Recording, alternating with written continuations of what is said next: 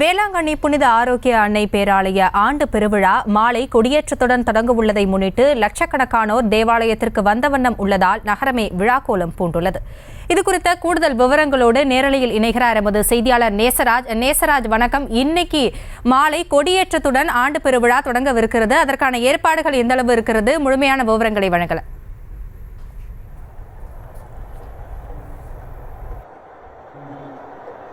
அர்ச்சினி, கீழ்திசை நாடுகளில் லூர்து நகரம் என்று அழைக்கக்கூடிய புனித வேளாங்கண்ணி ஆலயம் நாகை மாவட்டத்தில் அமைந்துள்ளது. இந்த ஆலயத்தில் லட்சக்கணக்கானோர் பங்கேற்றுள்ளனர். மேலும்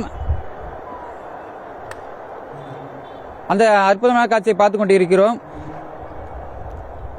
ஒவ்வொரு ஆண்டும் 8ஆம் தேதி மாதா பிறந்தநாள் கொண்டாடும் விழா ஒவ்வொரு ஆண்டும் நடைபெற்று வருகிறது. அந்த வகையில் ஆண்டு பெருவிழா இன்று மாலை 6:45 மணி அளவு கொடியேற்றத்துடன் தொடங்க உள்ளது. மாலை திருக்கொடி பவனியில் நடைபெற்று தஞ்சை மறைமாவட்ட ஆயர் சகாயராஜ் கொடியினை புனிதம் செய்து கொடியினை ஏற்றி வைப்பார்.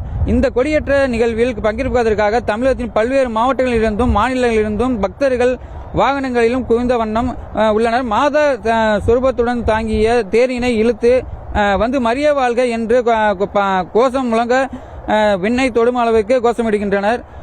மேலும் பல்லாயிரக்கணக்கான பக்தர்கள் குவிந்துள்ளதால் வேளாங்கண்ணி நகரம் விழாக்கோலம் பூண்டுள்ளது. பக்தர்களின் எண்ணிக்கை அதிகரித்து வருவதால் மாவட்ட காவல் கண்காணிப்பாளர் அருண் கபிலன் தலைமையில் 2500க்கும் மேற்பட்ட காவலர்கள் பாதுகாப்பு பணியில் ஈடுபட்டுள்ளனர். அதே போன்று திருட்டு உள்ளிட்ட குற்ற சம்பவங்களை தடுக்கும் விதமாக உயர்கோபுரங்கள் அமைக்கப்பட்டு தீவிர கண்காணிப்பு செயல்படுகிறது. இன்று கொடியேற்ற நிகழ்வை முன்னிட்டு நாகை, கீழ்வேலூர் வட்டார பகுதிகளில் உள்ளூர் விடுமுறை விடப்பட்டுள்ளது.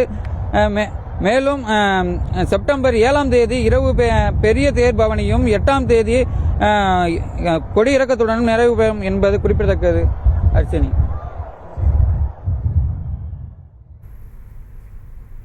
விவரங்களை நேரலையில் இணைந்து வழங்கியமைக்கு நன்றி நேசராஜ். செய்திகளை உடனுக்குடனும் துல்லியமாகவும் தெரிந்து கொள்ள சப்ஸ்கிரைப் பண்ணுங்க.